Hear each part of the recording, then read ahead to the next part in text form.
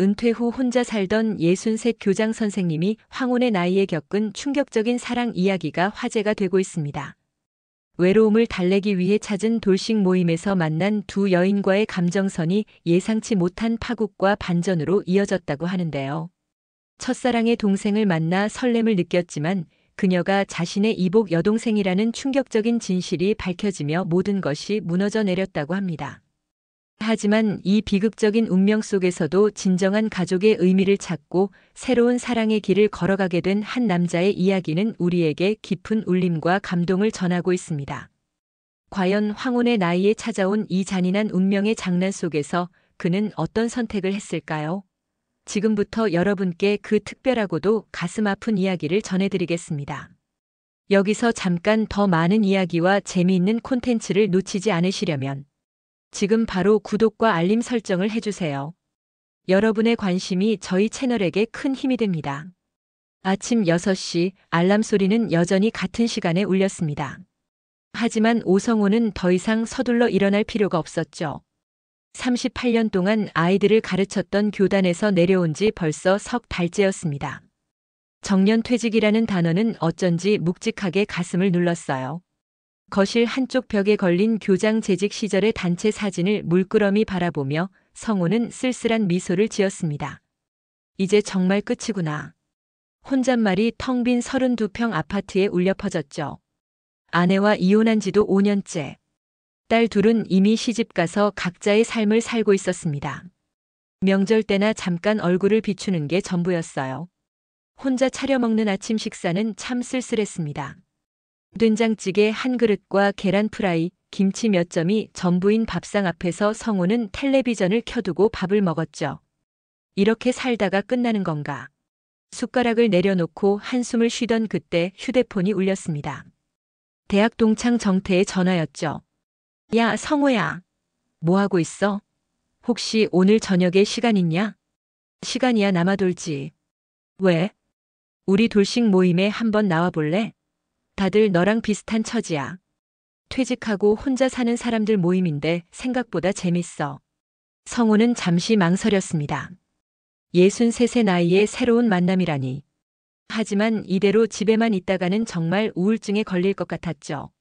그래, 한번 가볼게. 어디서 만나는데?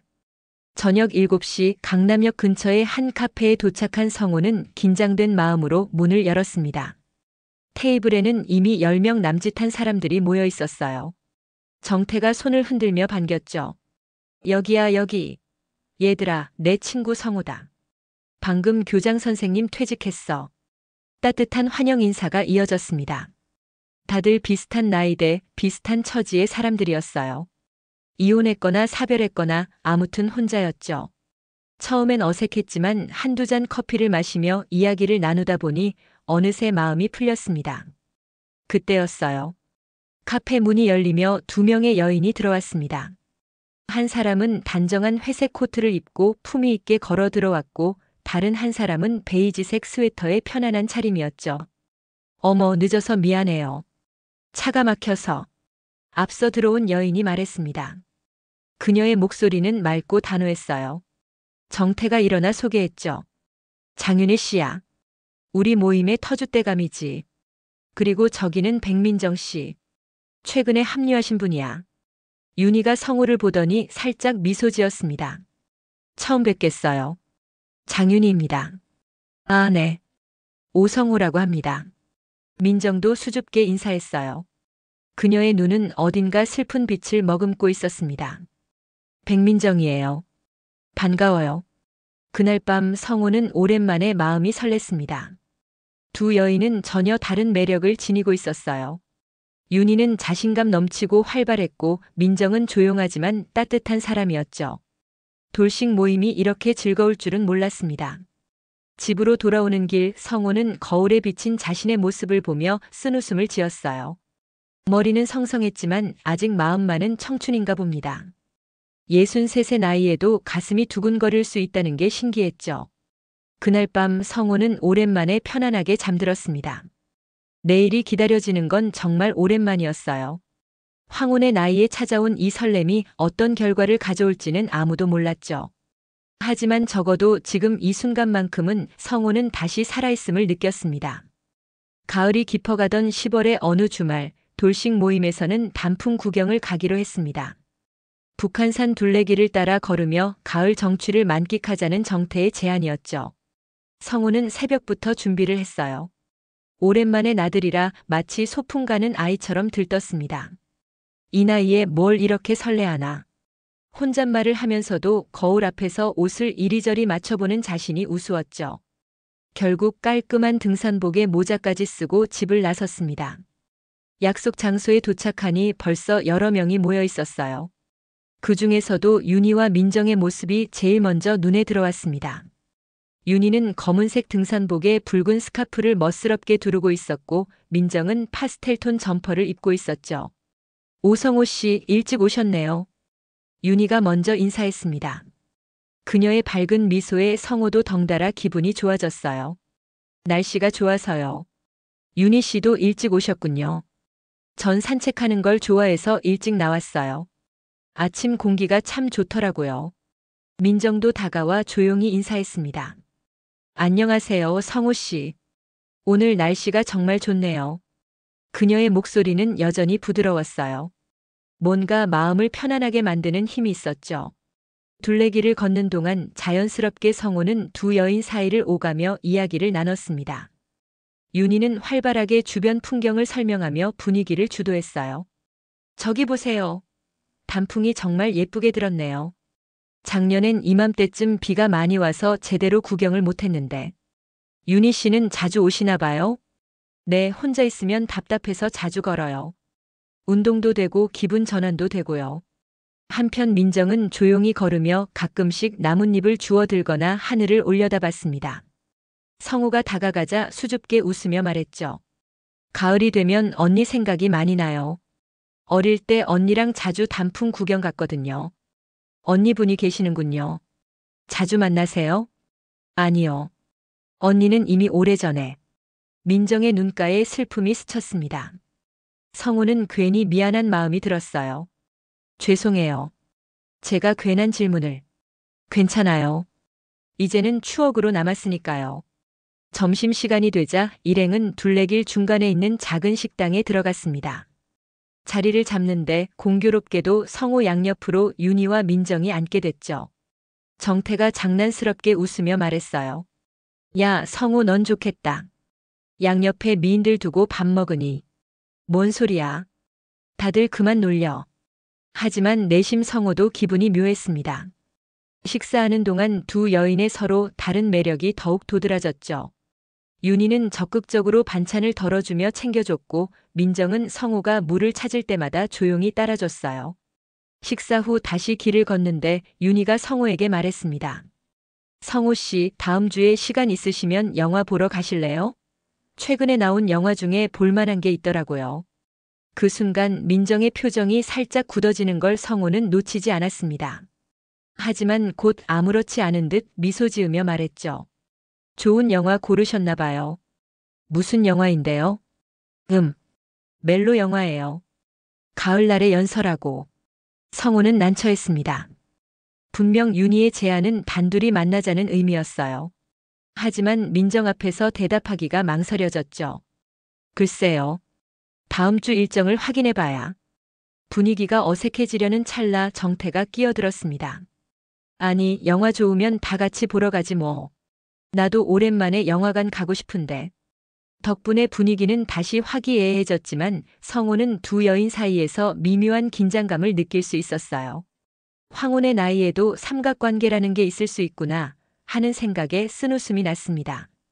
해가 기울 무렵 일행은 하산하기 시작했습니다. 노을이 지는 하늘을 바라보며 성호는 생각에 잠겼죠. 두 여인 모두 좋은 사람들이었어요. 하지만 이 나이의 연애라니.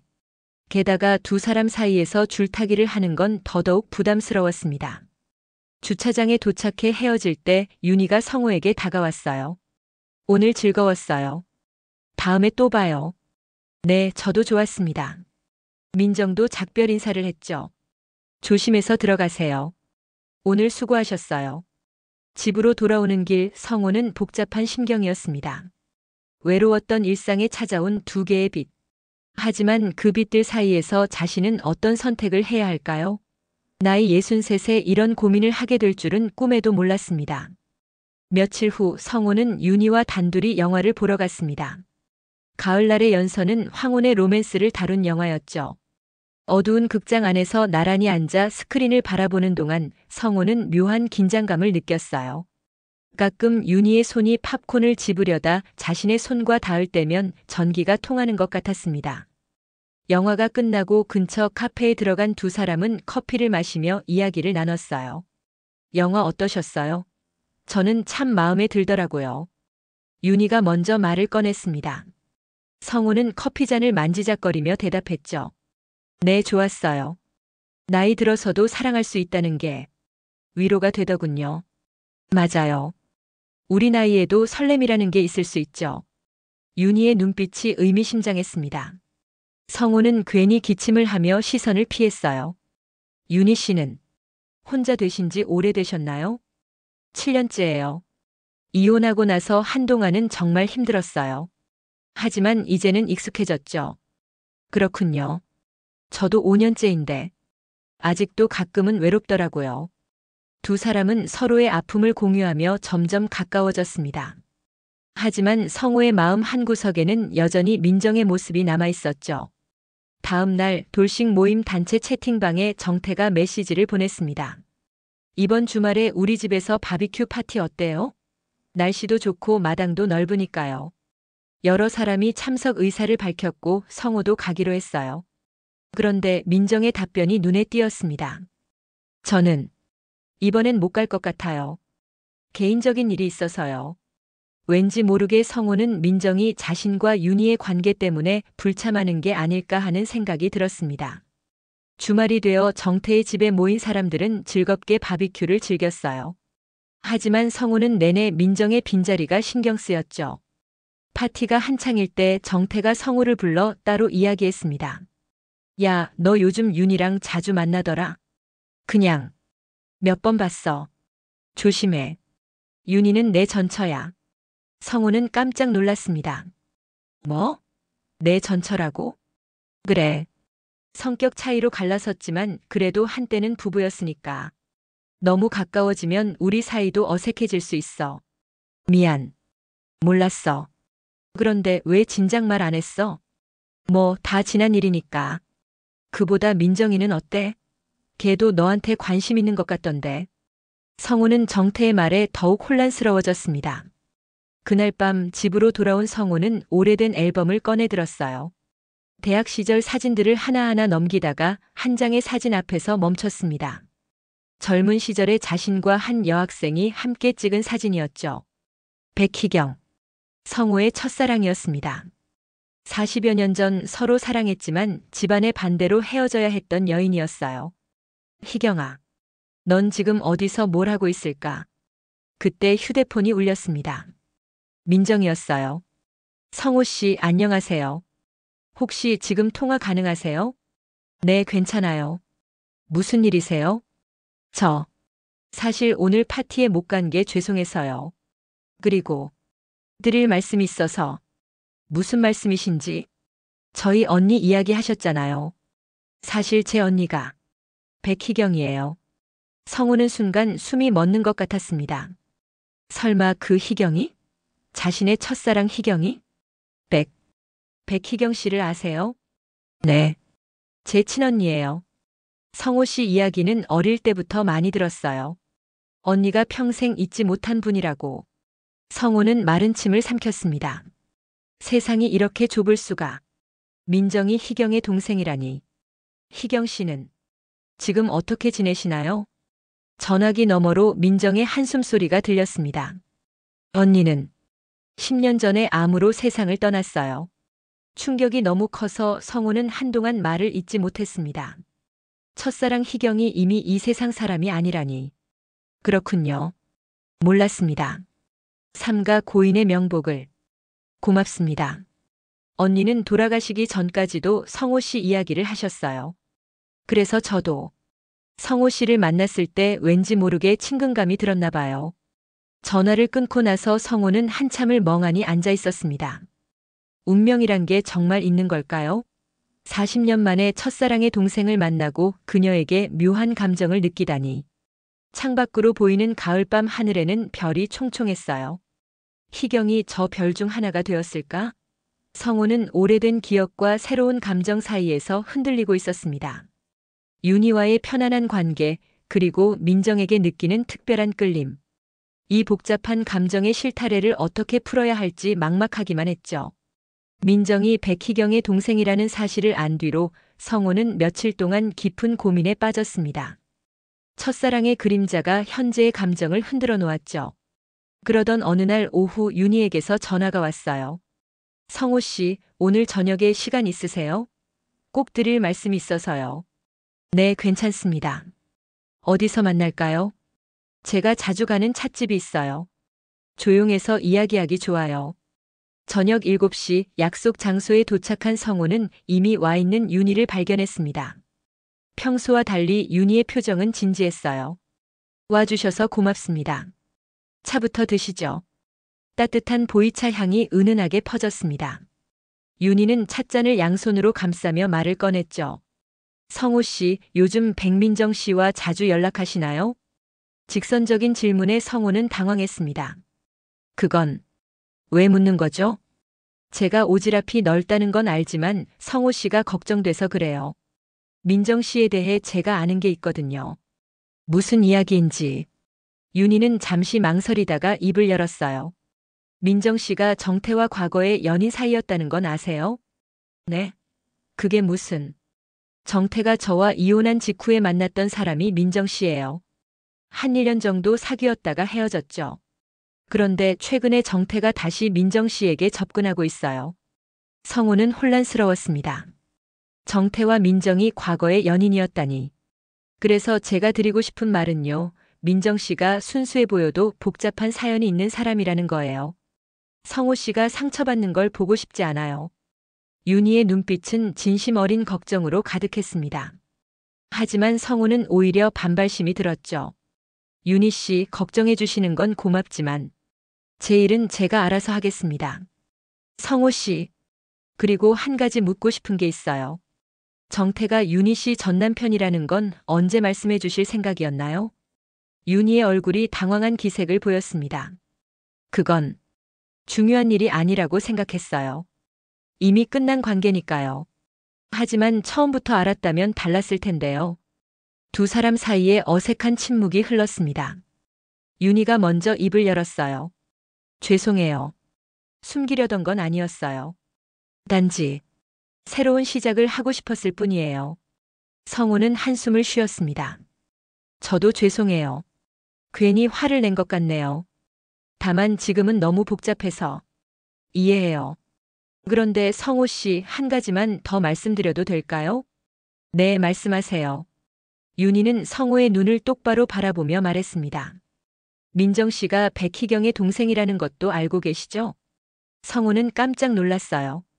어떻게 그걸 알고 있을까? 정태한테 들었어요. 대학 시절부터 성호 씨와 백희경의 사랑 이야기는 유명했으니까요. 그래서 더 걱정되는 거예요. 혹시 민정 씨를 통해 옛사랑을 보려는 건 아닌지. 그건 아닙니다. 성호는 단호하게 말했지만 마음 한구석에서는 윤희의 말이 맞을지도 모른다는 생각이 들었어요. 찻집을 나와 함께 걷던 중 윤희가 조용히 말했습니다. 성호 씨, 저는 성호 씨를 좋아해요. 하지만 억지로 붙잡고 싶지는 않아요. 다만 현명한 선택을 하셨으면 좋겠어요. 윤희의 고백에 성호는 멈춰 섰습니다. 가로등 불빛 아래 선 윤희의 모습이 쓸쓸해 보였죠. 윤희 씨, 대답은 하지 마세요. 지금은 혼란스러우실 테니까요.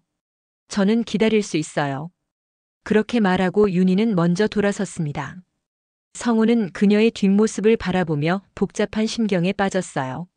집으로 돌아온 성호는 소파에 앉아 깊은 생각에 잠겼습니다. 윤희의 진심 어린 마음, 민정에게 느끼는 특별한 감정, 그리고 첫사랑 희경의 기억까지. 63세 나이에 이런 감정의 소용돌이를 겪게 될 줄은 꿈에도 몰랐죠. 핸드폰이 울렸습니다. 민정이었어요. 성호 씨, 내일 시간 되시면 만날 수 있을까요? 언니 이야기를 좀 더 해드리고 싶어서요. 네, 좋습니다. 내일 뵙죠. 전화를 끊고 나서 성우는 창밖을 바라봤습니다. 어둠 속에서 가을바람에 흔들리는 나뭇가지들이 자신의 마음처럼 불안하게 움직이고 있었어요. 내일 민정을 만나면 무슨 이야기를 듣게 될까? 그리고 자신은 어떤 선택을 해야 할까? 윤희의 경고가 귓가에 맴돌았습니다. 하지만 민정에 대한 호기심과 끌림은 쉽게 사라지지 않았죠. 첫사랑의 그림자인지 아니면 진짜 민정 자체에게 끌리는 건지 성우 자신도 확신할 수 없었습니다. 다음 날 오후 성우는 민정과 만나기로 한 카페로 향했습니다. 가슴이 두근거렸어요. 희경에 대한 이야기를 듣게 될 거라는 기대감과 동시에 왠지 모를 불안감이 교차했죠. 카페에 도착하니 민정은 이미 와서 기다리고 있었습니다. 창가 자리에 앉은 그녀의 모습이 가을 햇살을 받아 더욱 고왔어요. 오셨어요. 기다리게 해서 죄송해요. 아니에요. 제가 늦은 건 아닌가 싶어서. 자리에 앉은 성우는 커피를 주문하고 민정을 바라봤습니다. 그녀의 눈가에는 어제보다 더 깊은 수심이 어려 있었죠. 어제 전화로 못다 한 이야기가 있어서. 언니 유품을 정리하다가 발견한 게 있어요. 민정은 가방에서 낡은 일기장을 꺼냈습니다. 표지가 바랜 연분홍색 일기장이었죠. 이게 언니의 대학 시절 일기장이에요. 성우 씨 이야기가 많이 나와요. 성우는 떨리는 손으로 일기장을 받아들었습니다. 조심스럽게 펼쳐보니 희경의 단정한 글씨가 빼곡히 적혀 있었어요. 1982년 5월 15일. 오늘도 성우를 멀리서만 봤다. 도서관에서 공부하는 모습이 참 멋있어 보였다. 하지만 우리 집안 상황을 생각하면 성우는 가슴이 먹먹해졌습니다. 그 시절 희경의 집안은 부유했고 자신은 가난한 장학생이었죠. 신분의 벽이 두 사람을 갈라놓았습니다. 언니는 평생 성우 씨를 잊지 못했어요. 다른 분과 결혼했지만 마지막까지.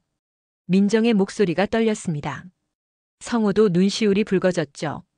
저도 희경 씨를 잊은 적이 없어요. 첫사랑이니까요. 두 사람은 한동안 말없이 앉아 있었습니다. 그때 민정이 뜻밖의 이야기를 꺼냈어요. 그런데 성우 씨 또 다른 비밀이 있어요. 사실 저는 그 순간 카페 문이 열리며 정태가 들어왔습니다. 민정과 성우가 함께 있는 걸 본 정태의 표정이 굳어졌죠. 민정 씨 여기 계셨군요. 그리고 성우도. 분위기가 갑자기 어색해졌습니다. 정태는 허락도 없이 옆자리에 앉으며 말했어요. 무슨 이야기 중이었어? 내가 방해했나? 아니에요. 그냥 옛날 이야기 좀 하고 있었어요. 민정이 당황한 듯 대답했습니다. 정태는 의미심장한 눈빛으로 두 사람을 번갈아 봤죠. 성우야, 너한테 할 말 있어. 잠깐 밖에서 이야기하자. 정태의 강압적인 태도에 성우는 불쾌했지만 민정 앞에서 다투고 싶지 않아 자리에서 일어났습니다. 카페 밖으로 나온 두 사람. 정태가 먼저 입을 열었어요. 너 민정이랑 무슨 사이야? 무슨 사이긴. 그냥 아는 사이지. 솔직하게 말해. 민정이한테 관심 있는 거 다 알아. 성우는 정태의 태도에 화가 났습니다. 그게 너랑 무슨 상관이야? 너야말로 왜 그러는데? 민정이는 특별한 사람이야. 내가 모르는 게 많아. 무슨 소리야? 분명히 말해. 정태는 잠시 망설이다가 충격적인 말을 했습니다. 민정이가 내 이복 누이일 수도 있어. 뭐라고? 무슨 헛소리를. 내가 며칠 전에 우연히 알게 됐어. 내 아버지가 젊은 시절에 바람을 피웠고 그 여자가 바로 민정이 어머니였대. 민정이는 그 사실을 모르지만 성우는 머리를 망치로 맞은 것 같았습니다. 말도 안 되는 소리였죠. 거짓말하지 마. 그럴 리가 없어. 믿기 싫겠지만 사실이야. 내 어머니한테 직접 확인해봐. 성우는 비틀거리며 카페로 돌아갔습니다. 민정은 걱정스러운 눈빛으로 그를 맞았죠. 성우 씨 괜찮으세요? 얼굴이 창백해요. 아, 아니에요. 그냥 좀 어지러워서. 오늘은 여기까지 하죠. 네. 하지만 아직 드릴 말씀이. 죄송해요. 다음에 다시 연락드릴게요. 성우는 비틀거리며 카페를 나왔습니다. 정태의 말이 사실일까? 민정이 정말 자신의 이복 누이라면 그동안 느꼈던 감정은 뭐란 말인가? 집으로 돌아온 성호는 곧바로 요양병원에 있는 어머니에게 전화했습니다. 어머니, 급한 일이 있어서 그러는데 내일 뵐 수 있을까요? 무슨 일이니? 목소리가 왜 그래? 직접 만나서 말씀드릴게요. 꼭 여쭤볼 게 있어서. 노모의 걱정스러운 목소리가 들렸지만 성호는 더 이상 전화로 이야기할 수 없었습니다. 내일 어머니를 만나면 모든 게 밝혀질 테죠. 하지만 그 진실이 두려웠습니다. 밤새 뒤척이며 잠을 이루지 못한 성호는 새벽녘에야 겨우 잠이 들었습니다. 꿈속에서 희경과 민정의 얼굴이 번갈아 나타났다 사라졌어요. 그리고 아버지의 젊은 시절 모습도 어렴풋이 보였죠. 운명은 때로 잔인한 농담을 던지곤 합니다. 황혼의 나이에 찾아온 설렘이 이런 비극으로 끝날 줄은. 성호는 아직 확인되지 않은 진실 앞에서 무너져 내리고 있었습니다. 아침 일찍 요양병원으로 향한 성호는 무거운 발걸음을 옮겼습니다. 어머니 고유진은 치매 초기 증상으로 요양병원에 입원한 지 2년째였죠. 다행히 오늘은 정신이 맑은 날이었어요. 어머니, 저 왔어요.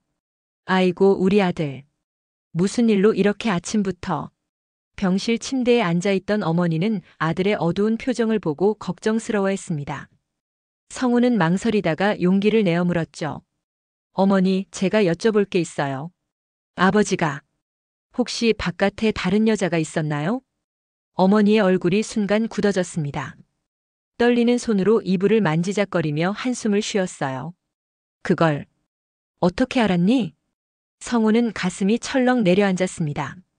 정태의 말이 사실이었단 말인가? 그럼 정말 아버지한테 혼외 자식이 있었어요? 내 아버지가 젊었을 때 회사 직원이었던 여자와 잠깐 사귀었어. 그 여자가 아이를 가졌다고 했지만 아버지는 끝까지 책임지지 않았어. 그 아이가 누군지 아세요? 어머니는 고개를 저었습니다. 몰라. 그 여자가 회사를 그만두고 사라졌으니까. 하지만 성이 백씨였던 걸로 기억해. 백씨. 백민정. 성우는 현기증을 느꼈어요. 어머니가 이어서 말했습니다. 아들아, 내가 죽기 전에 꼭 말해주고 싶었어. 내 아버지도 돌아가시기 전에 그 일을 후회했단다. 그 아이가 어디서 어떻게 사는지도 모르고. 병실을 나온 성우는 병원 정원 벤치에 주저앉았습니다. 하늘이 무너지는 것 같았어요. 민정이 정말 자신의 이복누이라니. 그동안 품었던 감정이 죄스럽고 더러워졌습니다. 핸드폰이 울렸어요. 민정이었습니다. 성호 씨, 어제 갑자기 가셔서 걱정됐어요. 괜찮으세요? 민정 씨, 우리 만나야 할 것 같아요. 중요한 이야기가 있어요. 1시간 뒤 공원에서 만난 두 사람. 성우는 떨리는 목소리로 진실을 털어놨습니다. 민정 씨, 우리가 남매일 수도 있어요. 네? 무슨 말씀이세요? 성우는 어머니에게 들은 이야기를 전했습니다.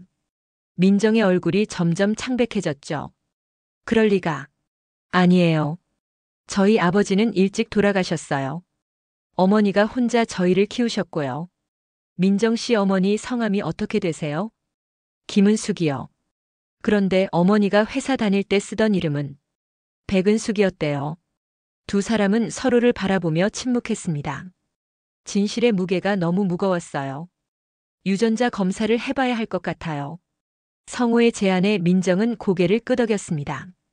일주일 뒤 검사 결과가 나왔어요.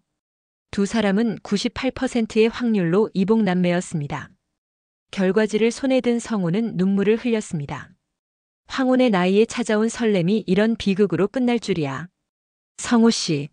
아니, 오빠. 민정도 울고 있었습니다. 두 사람은 공원 벤치에 나란히 앉아 한참을 울었어요. 미안해요. 내가 이런 감정을 가져서. 저도 미안해요. 저도 오빠한테 그런 마음이 있었어요. 운명의 잔인한 장난이었습니다. 첫사랑의 동생이 자신의 이복누이였다니. 성우는 자기 혐오에 빠졌어요. 그날 밤 성우는 윤희에게 전화했습니다. 윤희 씨 만날 수 있을까요? 모든 걸 이야기하고 싶어요. 다음 날 찻집에서 만난 윤희에게 성우는 모든 진실을 털어놨습니다. 윤희는 조용히 들어주었어요. 그런 일이 정말 힘드셨겠어요. 윤희 씨한테도 미안해요. 제가 바보같이. 괜찮아요. 사랑은 죄가 아니니까요. 단지 운명이 너무 잔인했을 뿐이에요. 윤희의 따뜻한 위로에 성호는 또다시 눈물을 흘렸습니다. 이제 어떻게 살아야 할지 모르겠어요. 모든 게 무너진 것 같아요. 시간이 필요할 거예요. 그리고 민정 씨도 마찬가지일 거고요. 서로에게 시간을 주세요. 성호는 고개를 끄덕였습니다. 돌싱 모임도 그만두기로 했어요. 민정을 보는 게 너무 고통스러웠으니까요. 집으로 돌아온 성호는 창밖을 바라봤습니다. 가을이 깊어가고 있었어요. 나뭇잎들이 하나둘 떨어지듯 자신의 마음도 시들어가고 있었죠. 핸드폰에 저장된 민정의 번호를 바라보며 성호는 쓴웃음을 지었습니다. 이제 그녀는 영원히 닿을 수 없는 존재가 되었어요. 아니, 너무 가까운 존재가 되어버렸죠. 63의 나이에 겪은 이 아픔을 어떻게 치유해야 할까요? 성호는 깊은 절망 속에서 허우적거리고 있었습니다. 계절이 바뀌어 초겨울이 되었습니다. 성호는 돌싱 모임을 그만둔 뒤로 집에만 틀어박혀 지냈어요. 민정과는 완전히 연락을 끊었고 윤희의 안부 전화도 피했죠. 세상과 단절하고 싶었습니다. 어느 날 아침 현관벨이 울렸어요. 문을 열자 민정이 서 있었습니다. 2달 만에 보는 그녀는 많이 수척해져 있었죠. 오빠, 들어가도 될까요? 성우는 망설이다가 문을 열어주었습니다. 거실에 마주 앉은 두 사람 사이에는 어색한 침묵이 흘렀어요. 그동안 어떻게 지내셨어요? 그냥. 그럭저럭요. 민정 씨는요? 저도요. 사실 할 말이 있어서 왔어요. 민정은 가방에서 봉투를 꺼냈습니다. 어머니 유품을 다시 정리하다가 이걸 발견했어요. 어머니가 돌아가시기 전에 쓰신 편지예요. 성우는 떨리는 손으로 편지를 받아들었습니다. 봉투에는 성호에게라고 적혀 있었죠. 성호야, 내가 이 편지를 읽을 때쯤이면 나는 이미 이 세상 사람이 아니겠지. 평생 비밀로 간직했던 이야기를 이제는 해야 할 것 같구나. 민정이는 내 아버지의 딸이 맞아. 하지만 그 아이는 아무것도 몰라. 내가 끝까지 비밀로 했으니까. 너희가 만날 수도 있겠다는 생각에 미리 이 편지를 써둔다. 민정이를 미워하지 마라. 그 아이는 죄가 없어. 그리고 내 아버지도 나중에는 후회했단다. 비록 책임은 지지 못했지만 성호야, 삶은 때로 잔인한 시험을 던지곤 해. 하지만 그 시험을 통해 우리는 더 성숙해지는 거야. 민정이를 가족으로 받아들여 줄 수 있겠니? 그 아이에겐 오빠가 필요할 거야. 편지를 읽는 성호의 눈에서 눈물이 흘렀습니다. 민정도 조용히 울고 있었어요. 어머니가 다 알고 계셨네요. 그런 것 같아요. 그래서 더 미안해요. 오빠한테. 성호는 고개를 저었습니다. 아니에요.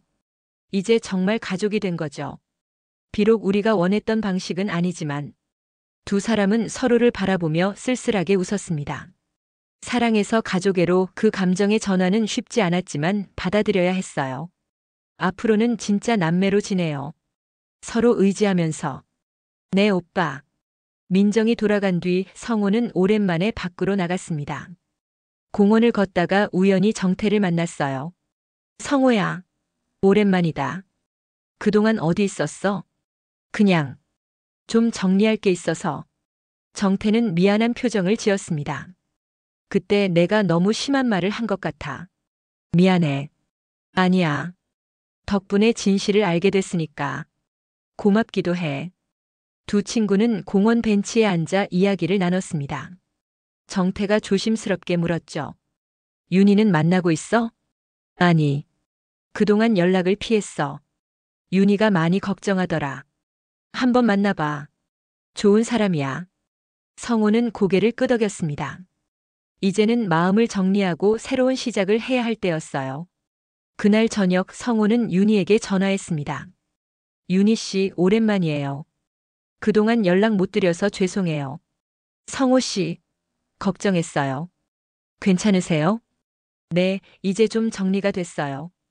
혹시 내일 만날 수 있을까요? 다음 날 두 사람은 한강변을 걸었습니다. 성호는 그동안의 일들을 차분히 이야기했어요. 이제 민정 씨와는 남매로 지내기로 했어요. 쉽지 않겠지만 시간이 해결해 주겠죠. 잘하신 결정이에요. 힘드셨을 텐데.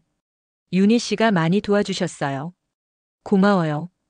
두 사람은 나란히 걸으며 겨울 한강의 풍경을 바라봤습니다. 차가운 바람이 불었지만 마음은 따뜻했어요. 성호 씨, 우리 다시 시작해 볼까요?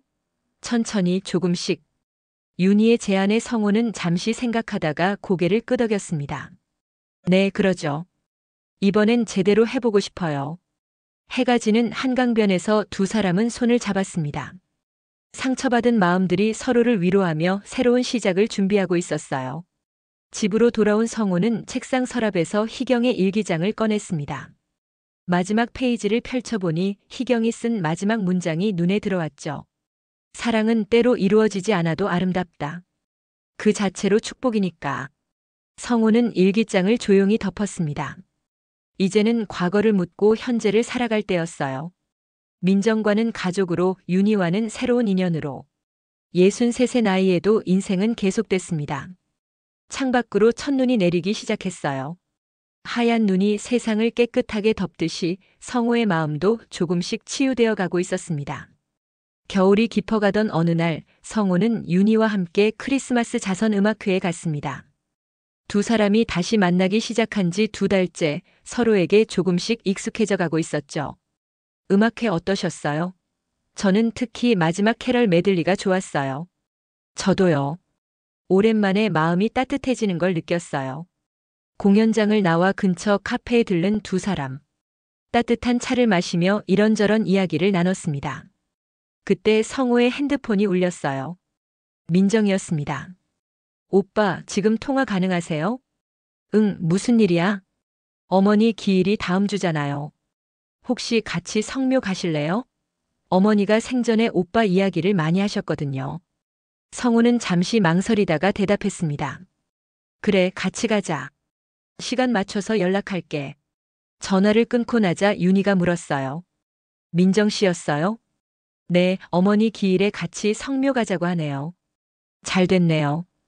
이제 진짜 가족이 되어가는 거죠. 윤희의 이해심 깊은 반응에 성호는 고마움을 느꼈습니다. 일주일 뒤 성호는 민정과 함께 경기도 양평의 공원묘지를 찾았어요. 차가운 겨울바람이 불었지만 두 사람은 묵묵히 묘비 앞에 섰습니다. 어머니, 오빠 모시고 왔어요. 이제야 인사드리네요. 민정이 묘비에 대고 말했습니다. 성호도 고개를 숙였죠. 어머님 늦었지만 인사드립니다. 민정이 잘 돌볼게요. 두 사람은 묘비 앞에서 한참을 서 있었습니다. 복잡했던 감정들이 정리되어 가는 걸 느꼈어요. 돌아오는 길에 민정이 말했습니다. 오빠, 제가 해외 발령을 받았어요. 싱가포르 지사로 3년 정도 가게 됐어요. 그래? 언제 가는데? 다음 달 말이에요. 가기 전에 할 일이 많네요. 성호는 민정을 바라봤습니다. 이제는 정말 누이로 보였어요. 아픈 과거를 공유한 가족으로. 잘 다녀와. 가끔 연락하고. 네, 오빠도 건강하세요. 그리고 윤희 씨랑 잘 지내시고요. 민정의 말에 성호는 쑥스럽게 웃었습니다.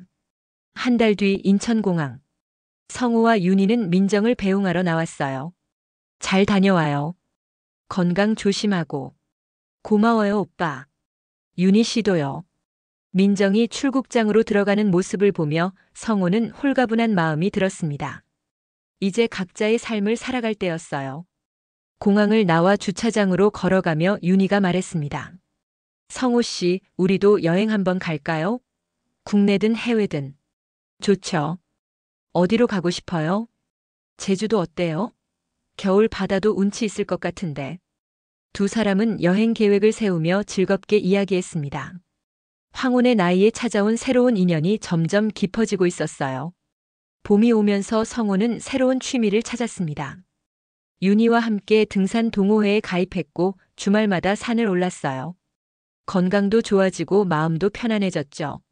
어느 봄날 북한산 정상에서 성호와 윤희는 나란히 서서 서울 시내를 내려다봤습니다.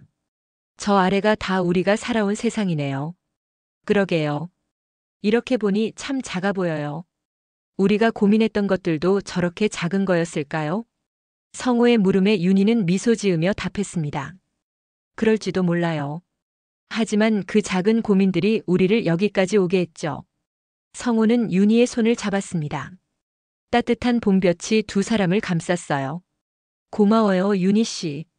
덕분에 다시 살아갈 힘을 얻었어요. 저도요. 우리 앞으로도 잘 지내봐요. 산 정상에서 불어오는 바람이 상쾌했습니다. 64이 된 성호는 새로운 인생의 장을 열고 있었어요. 과거의 상처는 아물었고 현재는 평온했으며 미래는 희망적이었습니다. 돌식 모임에서 시작된 인연이 이렇게 아름답게 피어날 줄은 몰랐죠.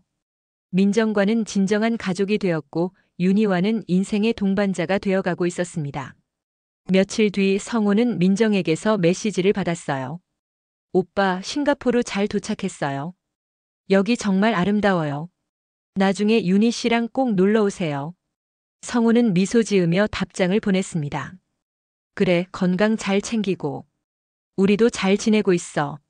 언젠가 꼭 찾아갈게. 창밖으로 벚꽃이 흩날리고 있었습니다. 인생의 가을을 지나 겨울을 견디고 이제 다시 봄을 맞이한 성호. 황혼의 미로에서 길을 잃었다가 다시 찾은 그의 삶은 이제 새로운 빛으로 물들어가고 있었습니다.